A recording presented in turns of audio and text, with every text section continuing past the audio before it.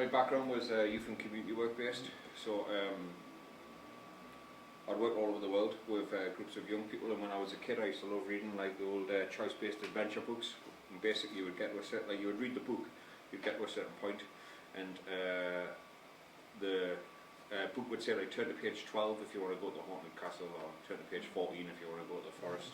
And I used to love reading these books, so you would go down different routes and stuff like that, and if you died you could go back and read the story again, and like I just like loved that, like that kind of thing. And then I was obviously brought up like with video games and stuff, so like brought up with my PlayStation and Xbox and all the rest of it.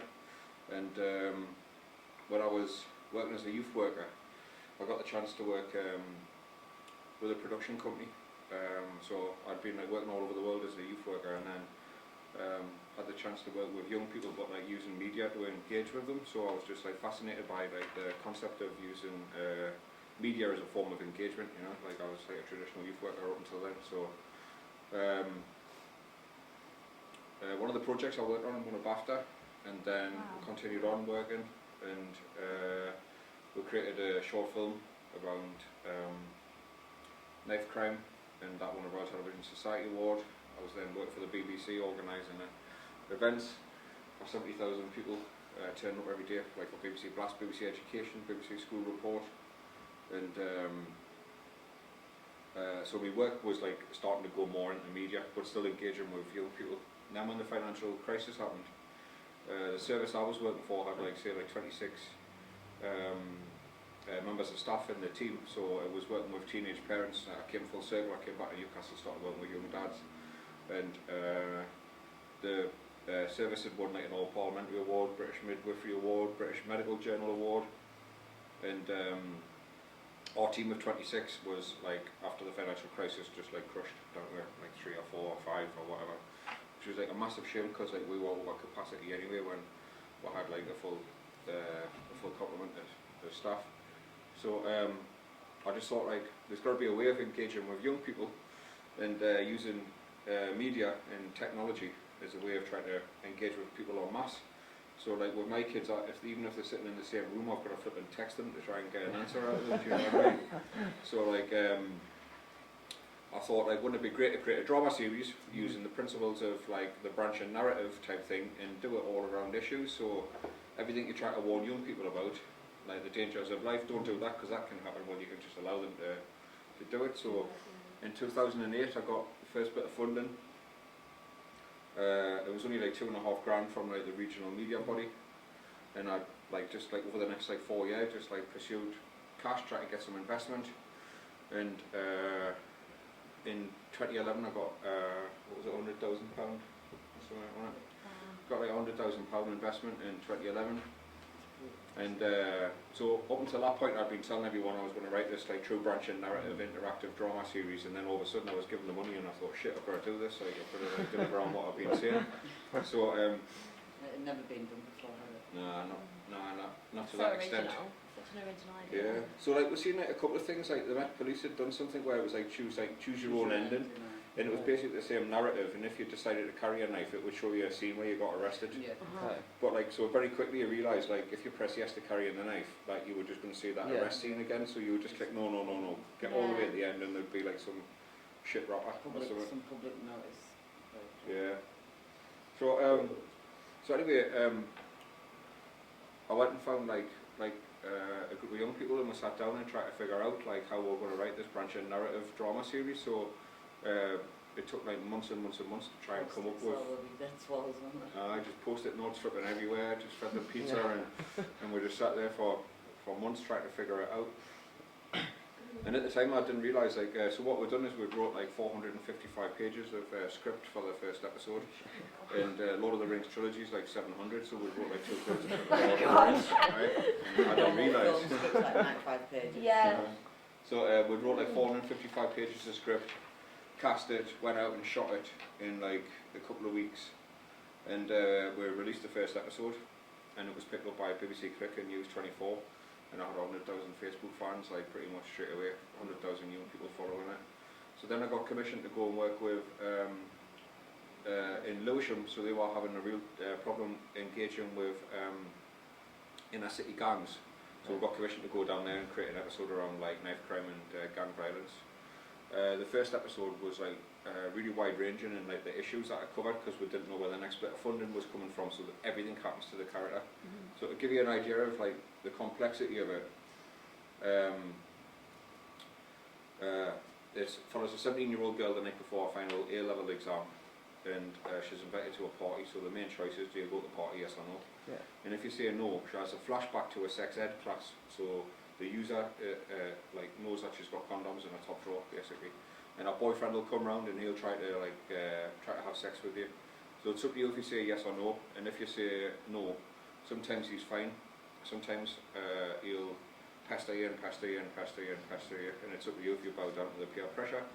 Or sometimes he'll get mad, storm out, go to the party and shag your best mate, and there's nothing you can do about that, because that's his life.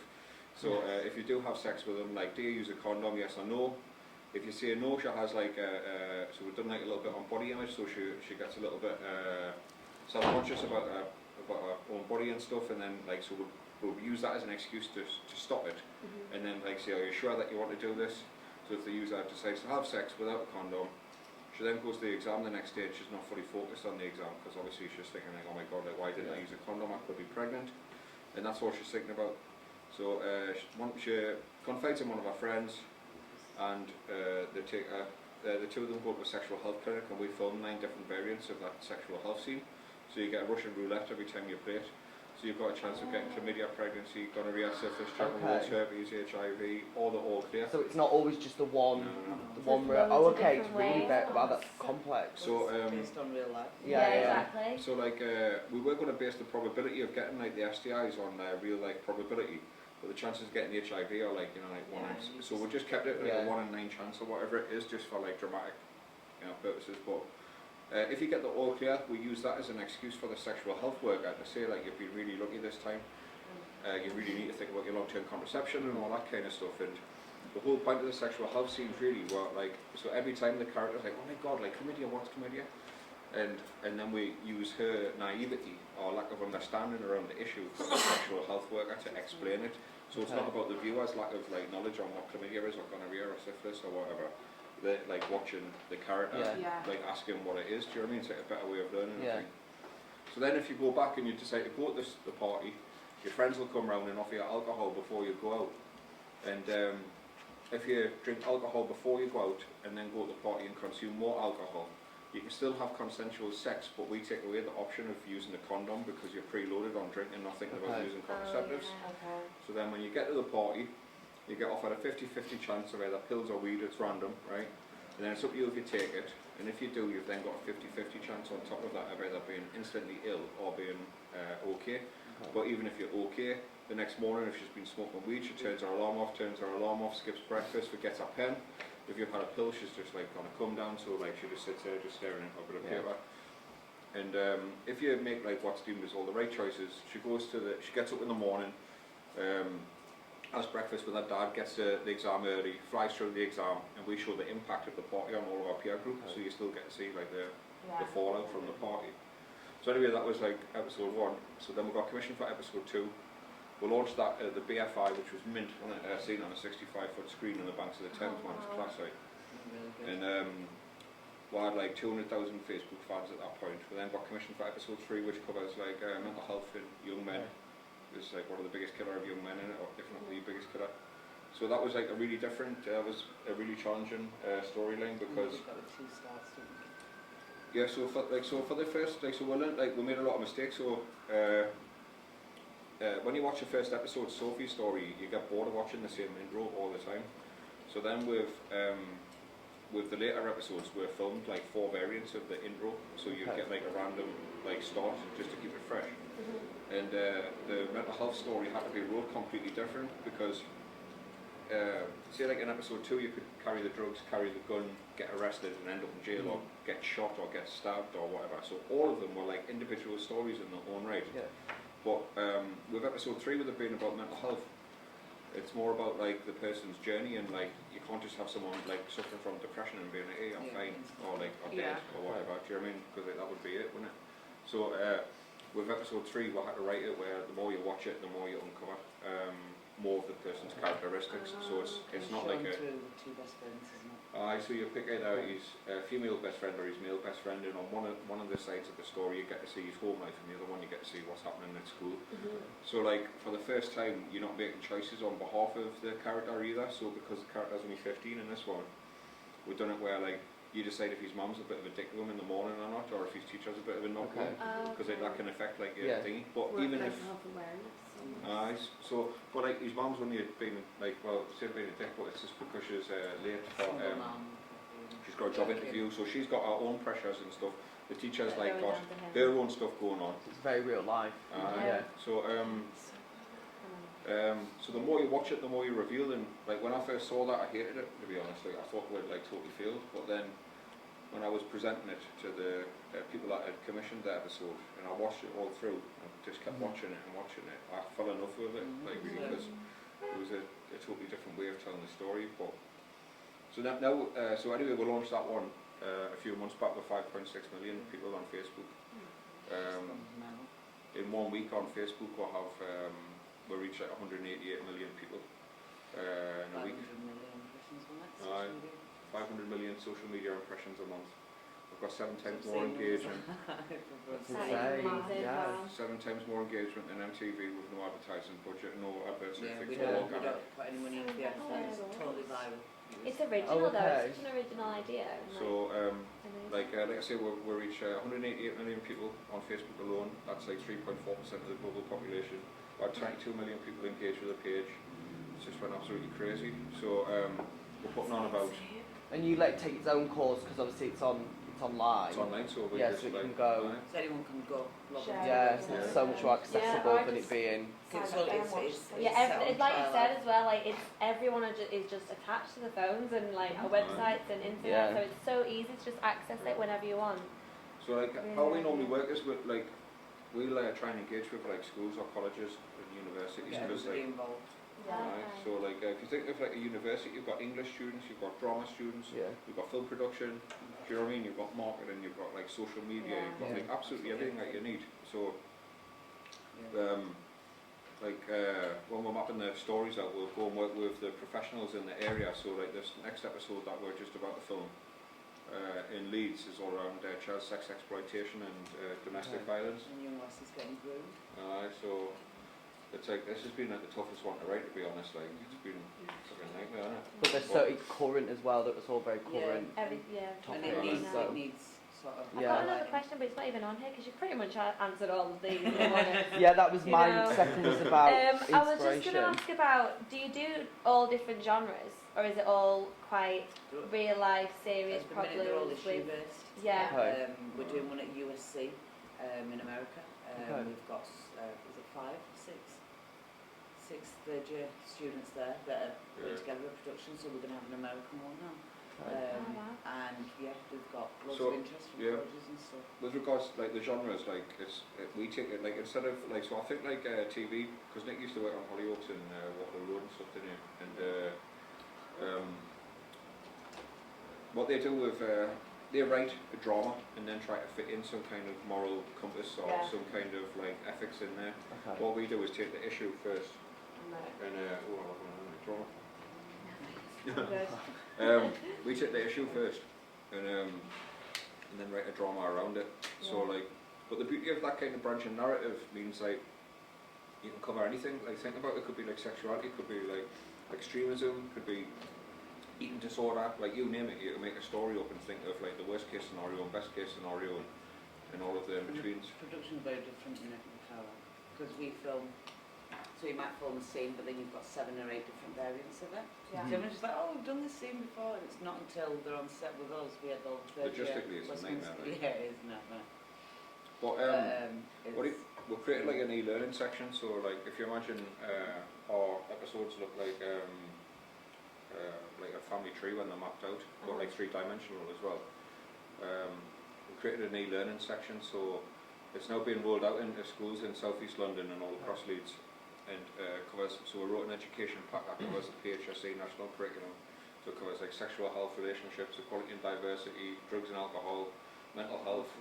And what we do is we take all of the possible routes of the story, edit them down into linear stories, and then have a narrated version and an unnarrated version. So the narrated version is like, check out this character in the background, like she's at a party, she looks absolutely wasted, like she's a really vulnerable young girl, like this would be a good like, so we'll cut out all the music and all the fancy shit and point out the key educational points for a tutor.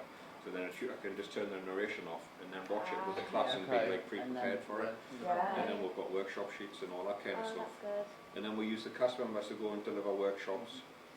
Then we got like Jamie Oliver got in touch with her and took her to see Microsoft Xbox. So we spent like 6 months working with Jamie's team, backwards and forwards to Microsoft about like seeing if we could create something interactive using like the Xbox Connect and all that. But then Microsoft pulled like the 20 million budget out of the creative, like out of the original content thing. So that was like 6 months wasted, which was a bit of a nightmare. But we got contacted by the government and like got flown over to LA just before Christmas, didn't we? So went to the American film market. So I spent the day working like with. Grand Theft Auto. One big game. It was just like, I know this place. So pictures. So we went over there and we spent the day working with Katie Haymark, who's like the head of BAFTA out there, and she was producer of Blade Runner. And then I worked with the executive producer of and also the producer of Crash.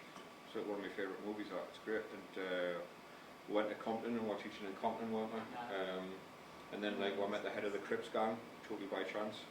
And up out on the drink with the head of the Crips, and like now we're making like an interactive movie around the Bloods and the Crips, and just like with a nice tea and all sorts of stuff.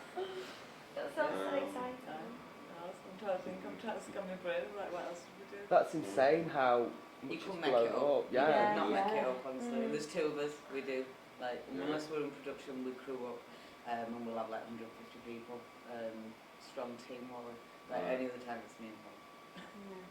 Yeah, the whole thing's just managed by 2 people. So also then we got asked to go and meet like Prince Andrew not long ago, and we went and pitched. We went to pitch the Palace thing, and we won.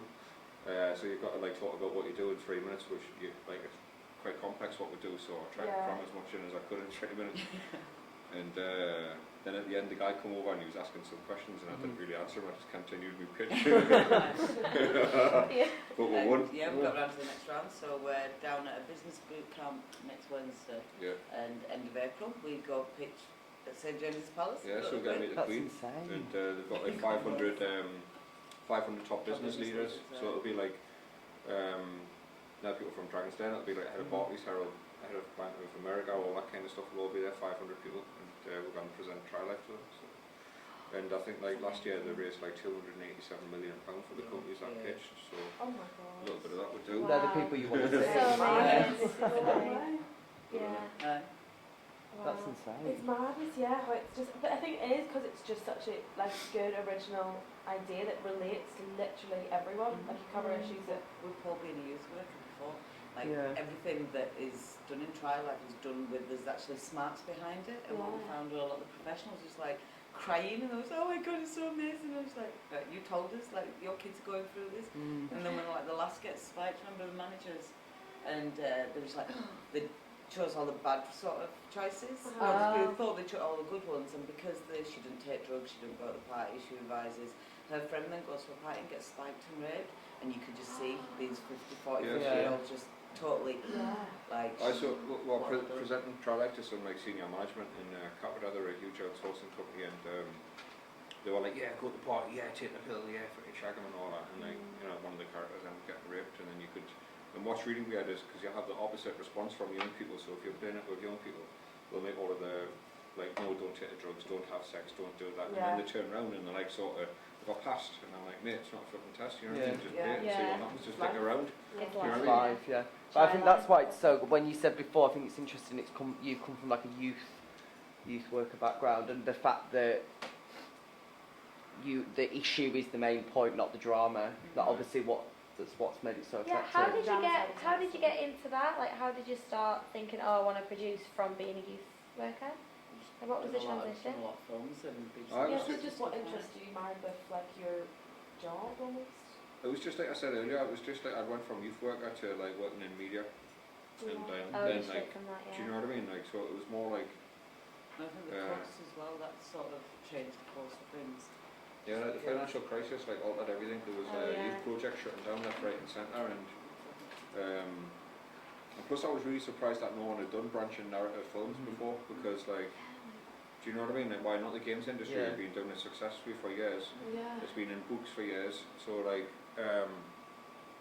but like, I guess it was just the cost of production, and like no one can be asked to sit and write 455 pages of script for each episode. You know what I mean? So, but like, you know, if you write 100 pages, you can write 200, can't you? You can write 300, and you just keep going until the story's right. But you know, like if you are interested and want to try and get an episode together, there's no reason why we can't come in and work with you and let's do an episode around. Absolutely. And like, I don't know if you've seen any of the video, the trailers. Yeah, we've just been watching some, haven't we? Do you think part of the reason for its success is because it is a web series and not because it is so like easily accessible? Most web series do really, really rubbish. Yeah. I think it's few. I don't think I've known any web series that has actually done really well. Yeah. It's the virility of like the work.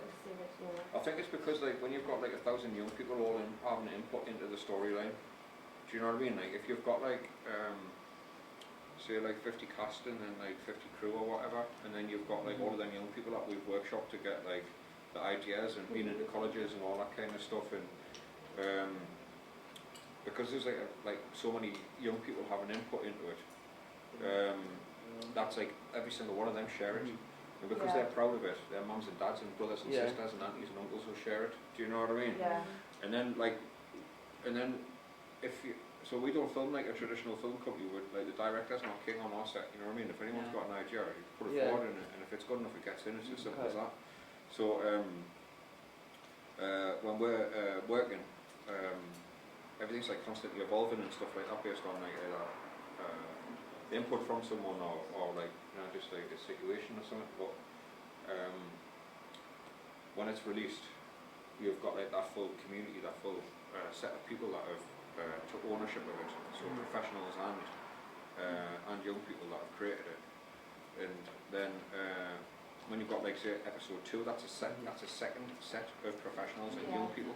But then you've got all the ones from the first one being like, hey, I'm so pleased that you are doing it. So like Newcastle passed the baton on to London, and London like, well, Lewisham to Deptford to Leeds. Do you know what I mean? And like wildfire, and then when you've got like this next episode, the 4th one in Leeds, which we'll hopefully be filming in April. That'll be like 4 sets of cast, 4 sets of crew, all pushing it out and all helping. Like, it'll go fucking crazy after the next one.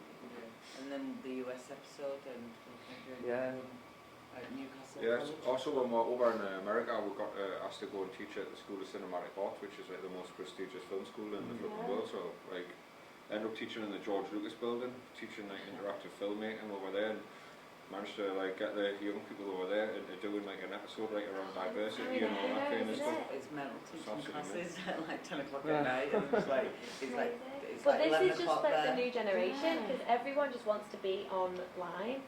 Like it's just perfect. It's coming perfect timing as well. With so what we're going to try and do is like a pitch at Paris, like when we went, we just had a slide behind it, because like you bring it out, do you know, like shorty video content, I think just one slide, and on our slide was like we managed to reach 188 million people in 1 week with 2 mobile phones. Can you imagine what we could do with a small team? And like, you know, like we need some help here, like, because it's like we've created like this global brand, and it became a monster. it's fucking too low. but it's so much work. But lots it's obviously lots of naps, especially because you're awake 24 hours a day. Because we work with the west coast of America now, and then like it looks like we're going to be doing some stuff over in Asia as well. So like, you literally have to be up 24 hours. Do you know what I mean? No rest. I'm just constantly twitching. Oh god. Paul's got like 10,000 emails, unread emails. Like, I start having panic attacks if I've got more than 20. I have to hire someone to read your emails for me. It's actually got to that point. God. I don't know. I think last time out it was 10,000 308 unread texts, 17,460 emails. No. That's from like me and the kids at the Paul. And it's just like, because I've read it, because I don't need to open it. That makes me feel uneasy. Just give it that huge red Icon, oh god. They Yeah, were I put- don't even know where you start with that. No. If we turn notifications on my phone, we're back. It won't on even this update his phone. phone. He's like, no, there's too much on this phone. Like, I Oh, can't, no. I I'm can't not- lose anything. Phone order. Too much work, too much money, that now, isn't it? No, So, it's going, yeah, it's so doing that's so good. well. So like if you're I guess another thing, like if you're creating a web series, like the thing that you need to consider is like how you're going to monetize it. Like you can't really get, like if it's online, people expect it to be free, so you have to be like really creative in the ways that you monetize the project. And people have like sort of accepted adverts as like, you know, like as part of like YouTube and all that, but it's still a real annoyance. So like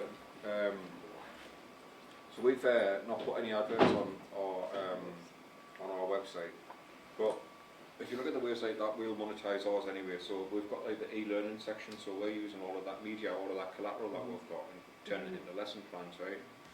So that could like potentially, like, so there's 264 clinical commissioning groups around the UK who are in charge of like budgets for like health promotion and stuff.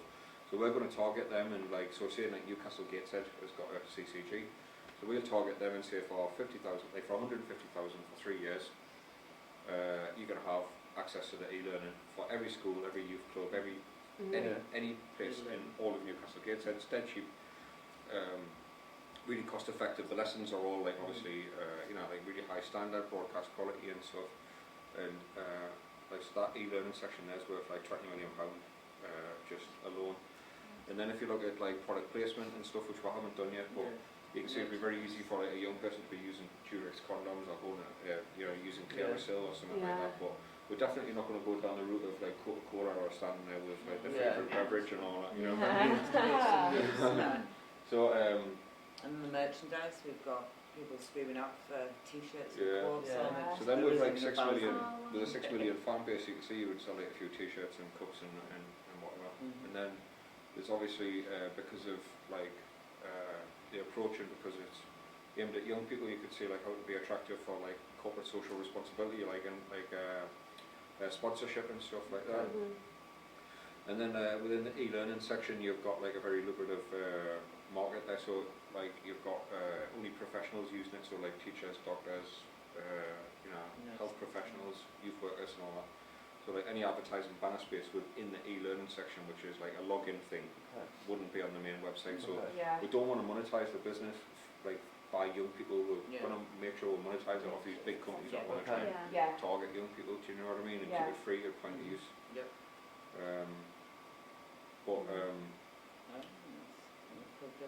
Is it? That's TryLife. That's TryLife. Wow. But one of the hardest things was coming up with a name. So it was called the online teenage. interactive teenage drama. Have a series. And then it was called like wasn't it? And my head was battered with it, man, for months and months. I was trying to think of something decent because I couldn't have released it with that, so I was going to put a competition out to name it and all sorts. And Brenda, wasn't it? then my mate's mum was sitting there knitting, and she was sitting in my living room, we were having a meeting about TryLife, and she was just like, well, what are you doing? You're trying life, aren't you? And I was like, fucking kidding me. God, yeah. So good. So how did you get people to tell them that it's on, you need to watch, like marketing? Yeah, so like, all of it was just done through like word of mouth. Oh right, yeah. Yeah, the first 150 people that were working either part of episode 1, either behind the camera or in front of it. I like what Paul said, it's like the 3 degrees separation. Yeah, like you tell your 3 degrees, and but we filmed in September and we launched in the April, didn't we? And by then we had 100,000 views, because it was, I remember you saying when you called, after it got past like 1,000, it was I like, started shitting myself when I you got know, lots of our mates 10,000. I was like, well, It's like this right, better it's be good, getting this, like. serious now. Now we've just got like 6.1 million or something. What are you doing? no, you're on the court. Shitting yourself out. No, you That's giving you so much to think about. Yeah, yeah. It's scary stuff.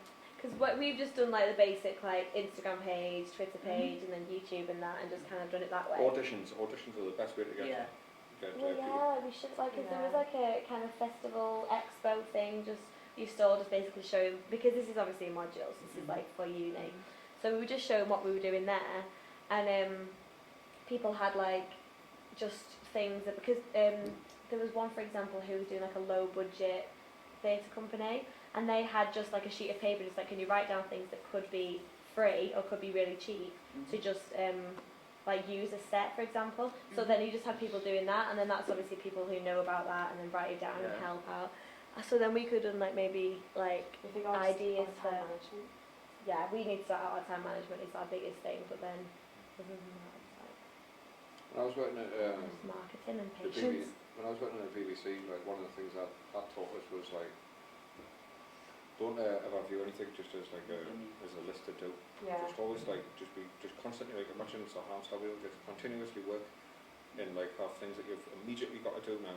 Okay. Things that you've got lined up like you know, and just in the back of your mind you've got them things over there, but just don't deal with them yet, just keep Okay. and that's the only way that we get through stuff really, innit? And sometimes if you're really overwhelmed and like you're just like you've got too much on, but like just keep grafting and get rid of them little things that are like Just keep doing something. just keep anything, even if you're not well, get up and send one text, do Even one thing. a day. That's what I say every single day. We Because work 7 days a week, I'm 18 so hours a bad day. at that. I'm Even like very especially bad. social media, do one thing every day. So Yeah. on all your Yeah. channels, and I just do one thing, and it's just like a bit of consistency. Yeah. And through all the analytics on, say, Facebook and stuff, you can see when most people are online. So the minute you start collating people, you know when the most people are online. And That's where that's your posting time. Prime time. Yeah, because and that's you'll catch more people and they'll share it, and then all you do is you make sure that all three of you share it from that page to your personal. Yeah, and then it goes on from there. Not let it get outdated, keep it all up to Yeah, date. yeah. Okay. And like as daft as it sounds, like your own post, you know, like on the actual thingy page, you know, from your own post. And I get people supporting you because that's how it comes.